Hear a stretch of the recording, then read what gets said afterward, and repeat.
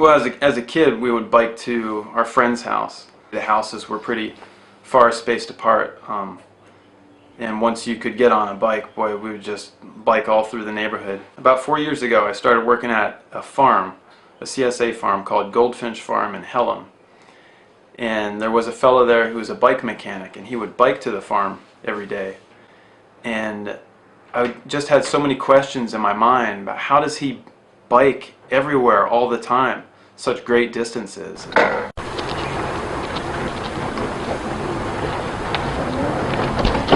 How does he arrive different places? What does he eat before he goes on these rides? And how does biking affect his life?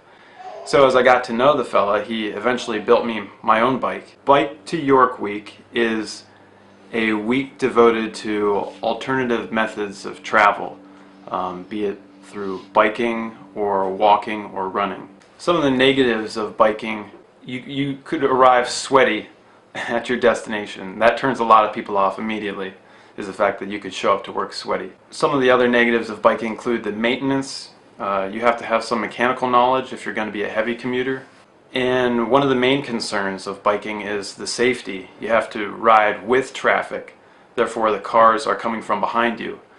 And you have to keep that in mind. You almost have to have a sixth sense of what's going on behind you, and use all of your senses. You use your ears to listen for cars as they're coming. Biking has a lot of positive aspects.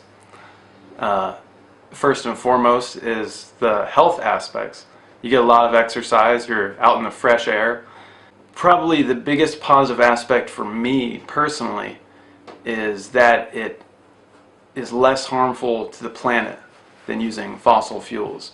And with gas prices at the rate that they are now, approaching $4 a gallon, we could all take comfort in knowing that there's alternative methods of travel. Recently I ventured into running and walking, but I still use the rail trail. Dandelion has been used centuries for medicinal purposes, really good for the liver and diabetes. That is safe, there's no traffic, it's beautiful out there, you're surrounded by delicious wild edibles, free food that you can snack on if you're running, jogging, or biking. I think the rail trail is one of our greatest assets in the community.